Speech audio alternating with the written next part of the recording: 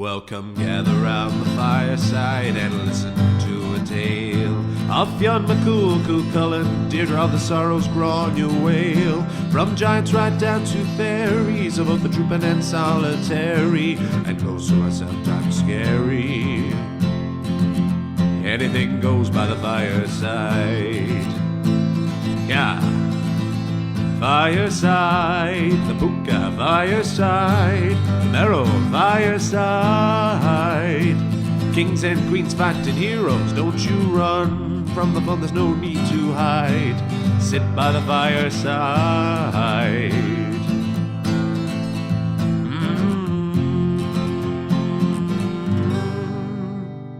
Fireside.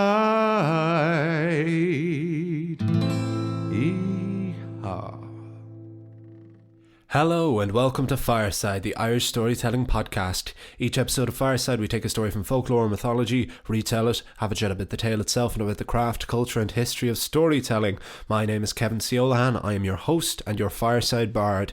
Welcome to episode 79 of Fireside. Today on the Irish storytelling podcast we're telling a story about the patron saint of my home county of Wicklow, and indeed my own namesake, Saint Kevin. But first, I want to say a big welcome to any first-time listeners. If you enjoy this episode, why don't you go right back to the very beginning and see what we've been building up to for the last year and a half. And if you're one of our returning listeners, thank you so much for your continued support. Please do continue to enjoy and listen to the podcast as much as you want. Thank you so much. If you like the podcast, please do continue to subscribe, leave ratings, comments, subscriptions, all of that crack wherever you get your podcasts. Follow me on Instagram at FiresideBard, best place to get in touch with me and see what I'm up to and the latest info about the podcast. And if you really want to support me, also if you don't have Instagram, you can get, and you want to get in touch with me, you can do so by email at thefiresidebard@gmail.com. And if you really want to support the podcast, you can do so at patreon.com/Fireside Podcast, where you can join our growing list of very generous, loyal benefactors. Thank you to each and every one of them. But that is the egalitarian model. It's there if you want. And if not, I am still going to continue to write, record and release these podcasts each and every week, as long as you're there to listen to them. I am coming to you once again from my home setup in my home of Wicklow. We are nearly in phase 4 of the easing of the lockdown during the COVID-19 experience of 2020. And it nearly feels like it was midsummer yesterday, so we're on the latter half of the year now. And hopefully, well, it seems like most people are starting to get back to normal, certainly in Ireland, while there's just a gentle loom of the virus still in the background here, threatening to come back at any moment. We're still all on tenterhooks, and certainly me as an artist, there is no sign of things easing back to normal. I'm thankful to say, there are theatres that are starting to be allowed to open at some capacity, which is fantastic, and hopefully if the virus just gets more and more under control and the vaccine becomes more and more available, theatres and cinemas and comedy clubs and all kinds of arts venues will be able to open up as normal, because I think I speak for a lot of people when I say that people will be gagging for a bit of live entertainment out of all of this. I'll be gagging to not only perform it but to experience it myself. But in the meantime, I am still here every week with the podcast in Wicklow until I can return to the beautiful surroundings of the Head Stuff Podcast Network in Dublin, which is reopening today, I'm delighted to announce. So it is finally available for me to go back up to when I'm able to move back up to Dublin. I've been keeping my apartment on in Dublin, but I've been quarantining in my family home to give my folks a bit of a dig out and to just focus on my own things and focus on a lot of writing and a lot of creating of various things and a lot of music in more of a secluded private space. I've got a lot of things in the pipeline, which is one of my least favorite expressions, but it is true, and I look forward to sharing them with each of you. Big plans over at Head Stuff as well, which they'll be announcing in the coming weeks, which I'm very excited to share with you all. But I'm going to get down to the story now. This is a story that I did find in, I think it's the last story we're going to use from Wicklow Folktales by Brendan Nolan. It's been brilliant exploring different folktales from my home county. And it is a big series of books, the Folktales books from, I forget the publisher's name. I have the book here. Where is it? Because I think it's an independent publisher, so I would. Yeah, it's the History Press of Ireland. And they did a Folktales book for every county. I assume there's every county. I have seen a lot of them in Hodgson, Figgis, and Dublin. And I definitely do want to explore some of the other counties that are dear to my heart now that I've done my home county. And I've got great stories out of the Wicklow Folktales book that I hope you've enjoyed. And it's been really nice writing them while I've been in Wicklow, while I've been getting to know my hometown and my home county again, which was this was a place I always didn't have a great association with. I didn't have the best time growing up here. And I very much have adopted Dublin as my second home. When I moved up there when I was 19, I really, really loved Dublin as a city. But it's really nice now to feel I have a bit more of an association with my hometown again, which is, that is good going. But this was a story I found in, or certainly got my title from the name it has in the book. But this is a story I did know before and actually had more or less adapted before. Any of the listeners out there who might have been at the Fireside live podcast as part of the Dublin Podcast Festival back in November, I know there was a few of you there, may remember that I read an extract from a show I was developing called The Fireside Bard, and this story featured a part of that show. And so when I found this in the book, I repurposed some of what I had written for that show and amalgamated this for this new story. And it was really nice to revisit that tale from the show. And I'll talk a bit more about that afterwards. But here is I love the title of this now as well. But this is Bedding St. Kevin on Fireside.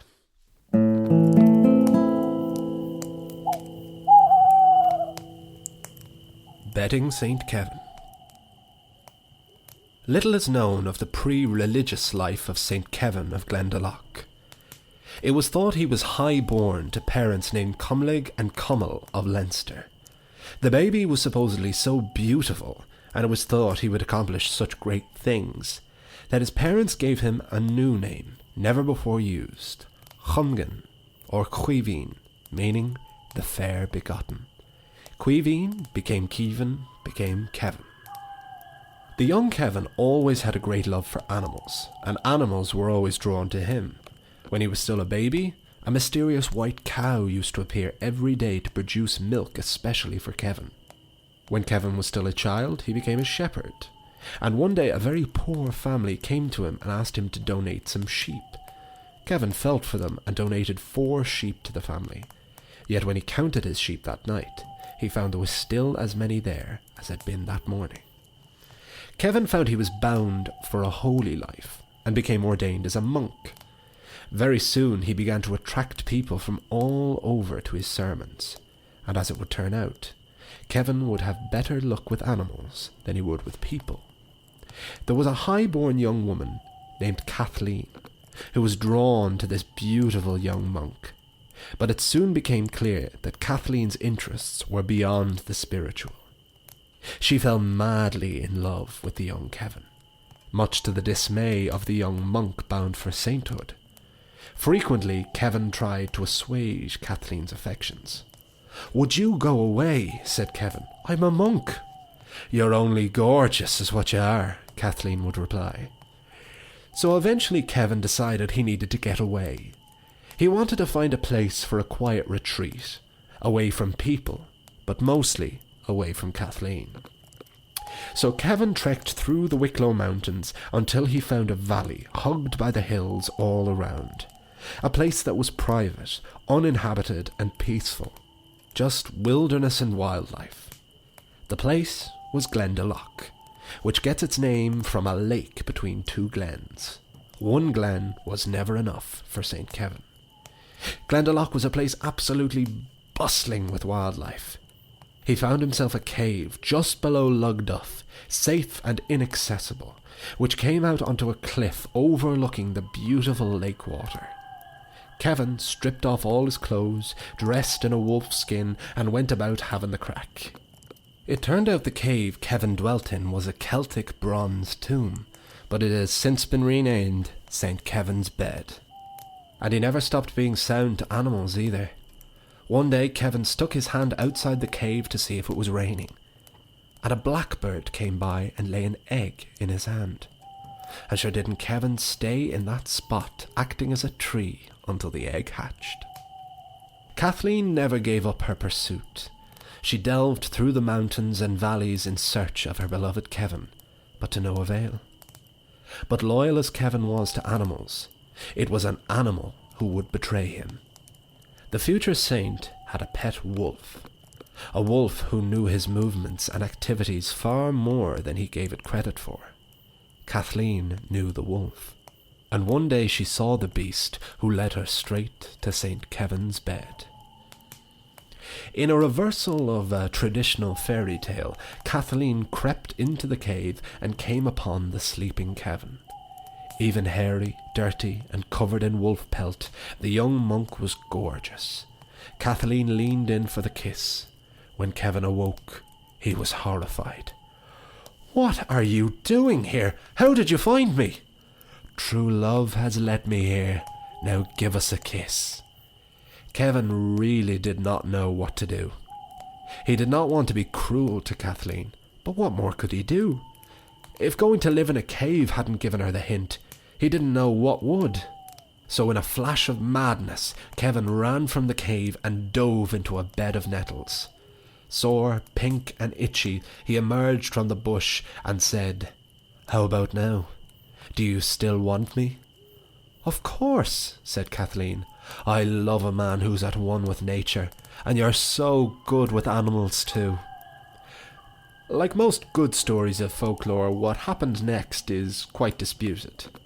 Some say the future saint got down on his knees and prayed for the thing he most desired, to be left alone, to be rid of Kathleen for good.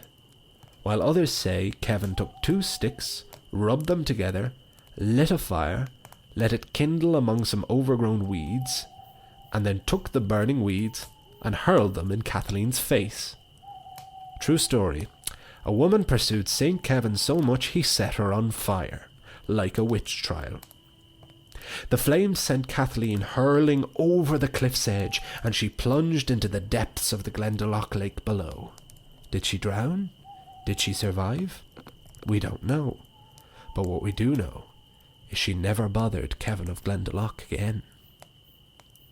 The last known sighting of Kathleen was at the edge of the waters of Glendalough, drying her hair and clothes, trying to wring every last drop of Wicklow water from herself to be rid of the lake and St. Kevin forever. But it is said that the fire without extinguished the fire within. The fire without extinguished the fire within. You'd hope that, wouldn't you? That setting someone on fire would let them know you weren't that into them. But how did this animal lover who set people on fire, how did he become a saint? Well, that story involves a goose. The king of Glendalough at the time was named O'Toole, and King O'Toole had a pet goose. But King O'Toole and his goose were very old, and the king feared old Goosey would die before he would. The king had heard that there was this crazy young man who lived in a cave who had a very special way with animals. So he went to Kevin and said, "Can you make my goose loose again? I mean, can you make my goose young again?" And Kevin considered this and said, "I will heal your goose if you give me all the land that your goose can fly over." "Deal," said the king. "Idiot," he thought. "My goose is old. He couldn't fly over your cave." Stupid man. King O'Toole didn't anticipate how successful Kevin would be. Within a day, the goose was as loose as he had been on his first day in the house, and the newly rejuvenated bird took flight and flew across the entire area of Glendalough. "Bollocks," said the king. He was happy his goose was well again, but as a trade-off, he had to give the entire land of Glendalough to this caveman. And the newly named Kevin of Glendalough thought, all this room to gallop, but no horses. I suppose I should build a monastery. And he did just that. He built a monastery and became abbot to a new generation of monks, who like a virus spread Christianity across the entire land south of Dublin and north of Wexford and Carlow.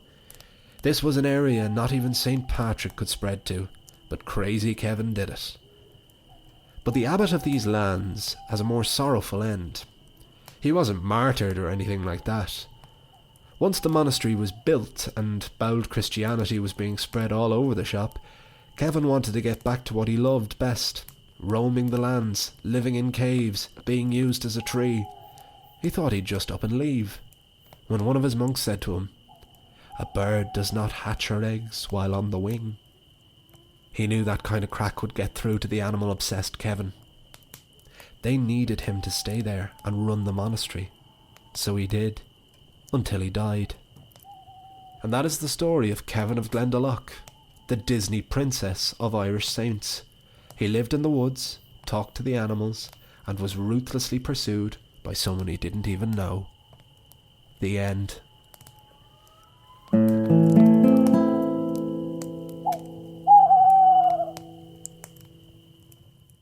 And that was Bedding St. Kevin on Fireside. I hope you enjoyed it. This was... yeah, I enjoyed doing that now, I have to say. Because, I developed a script. I was meant to take a show to the Edinburgh Fringe Festival this year, which of all of the work that I was disappointed to lose was probably the thing I was most upset about, or most disappointed by, certainly. Was the cancellation of the Edinburgh Fringe Festival. It was going to be my first time going there, and I was in final negotiations with a couple of venues, and I was going to be taking a live show of Fireside that I've been developing for a good while. But of course, I have that show ready to go, and that show just continues to get developed and becomes better and better.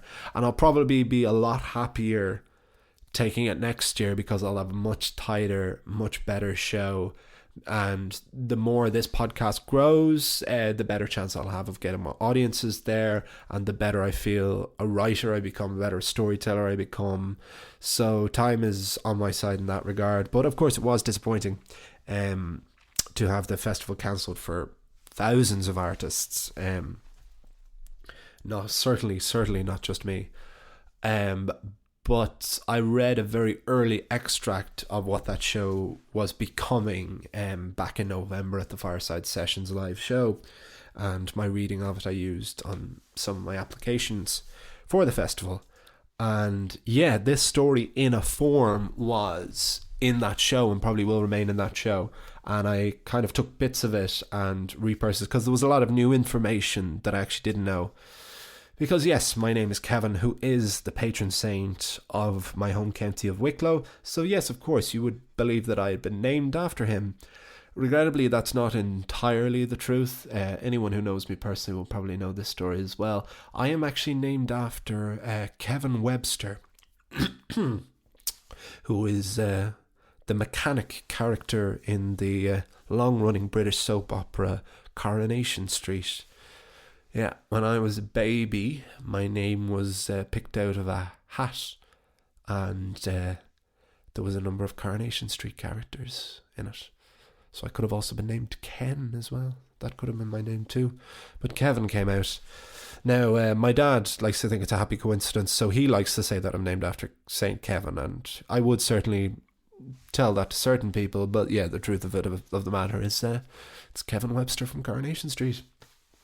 But I developed a part in the show where I talk about the origin of my name, and that is where the origin of the name Kevin, or Cuivine, as is its Gaelic origin, and Cuivine was anglicised as Kevin, because Cuivine was spelt Caoimhi fada N, because in the Irish language only uses 18 letters of the Latin alphabet, so there is no V and there is no K, so that is where the C, the CAO and the MH letters come from. It's the main reason that people not from Ireland struggle with pronouncing Irish names so much, is because we don't have V's. So V's to us are BH's and DH's. So for example, the name Sive and not an uncommon Irish name, can be spelt a variety of ways, but a way of spelling it can be Sadhbh, which you can understand if you're not from here would or don't have a language that operates under similar rules, would wonder how do you get a V sound from DHBH? But that's why, because we don't actually have a V at all. And so when the name Caoimhín was anglicised, it got a K and it got a V and it became Kevin. But so I've always had this interest of the name of Kevin and of Kevin of Glendalough, because even though I try to distance myself from any of the religious aspects of the mythology, because the Christianizing of the stories changed them to suit Christianity rather than change them to suit what best suited them as stories. There's a bit more fun with this. There's a lot of great stories about the saints, because of course the saints aren't talked about, for the most part anyway, or certainly none of the Irish ones aren't talked about in the Bible. So they're much more characters of folklore, as well as, built statues of and that kind of crack. So yeah, obviously there was a person named Kevin who went and built a monastery in Glendalough, and he became Saint Kevin. But there is this story from folklore that the reason he landed in Glendalough was because he was pursued by this woman who was in love with him. And I love it. Yeah, I love calling him the Disney princess of Irish saints, because it is a fantastic reversal of a traditional fairy tale. The things that Disney so metatextually comments on in all of their movies now, where they criticize their past movies and the idea of true love and falling in love with someone you just met, all of the princes who just show up and the princesses fall in love with them. It's a lovely kind of satirical reversal of that, where it is the woman recklessly pursuing Saint Kevin, who doesn't know her and has no interest in being with her, or can't bring himself to be with her because he's been ordained as a monk and he's bound for sainthood. And also it's I'm sure maybe from a religious point of view that this story could be used as how he was able to resist and remain celibate, and all. So you could see it being used from both sides. But yeah, those are elements in it. That's the best part, that he lights he jumps into a bed of nettles first. That's great crack. And then yeah, he lights her on fire. But the falling into the lake was something that I got from the Brendan Nolan book. That was a new piece of information. I really liked that. I love the image of her wringing Glendalough and wringing Kevin out of her clothes. That's a phenomenal image, and I love that so much. But yeah, obviously some of this story had been written, and there was some teething problems of copying and pasting. There was some bits I had to take out that didn't work as much in this context. But what I like about the essence that's still there is there are stories I adapt which are really good.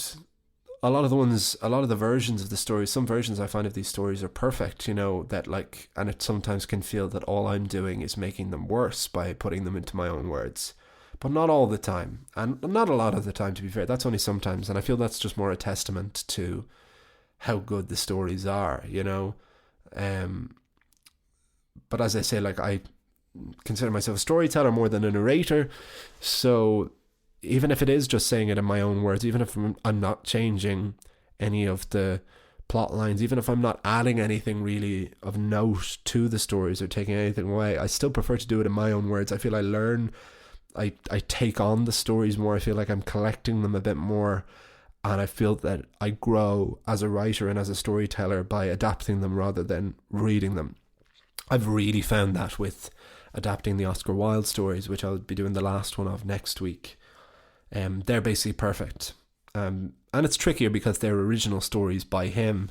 They aren't folk tales, so it requires a different kind of hand.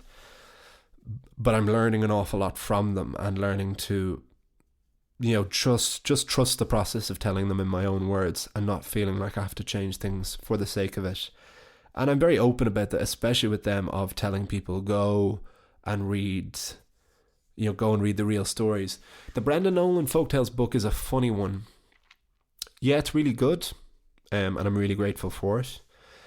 But a lot of the time, they aren't stories per se. They're more little tidbits.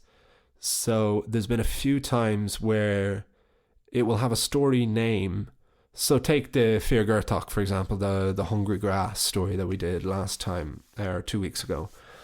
That was more just a couple of different instances and a couple of different bits rather than it being a full story. And I had to kind of make a story out of that, which I quite liked because I felt that I could really bring something to the table with it. But then you have the Oscar Wilde stories where they're basically word for word perfect and you're just putting them in your own words. But this story here, this Betting St. Kevin, this really feels like me because I did just kind of make this from nothing when I developed it for the Fireside Bard script. I was looking at like histories of St. Kevin, but I wasn't really adapting it from a specific text.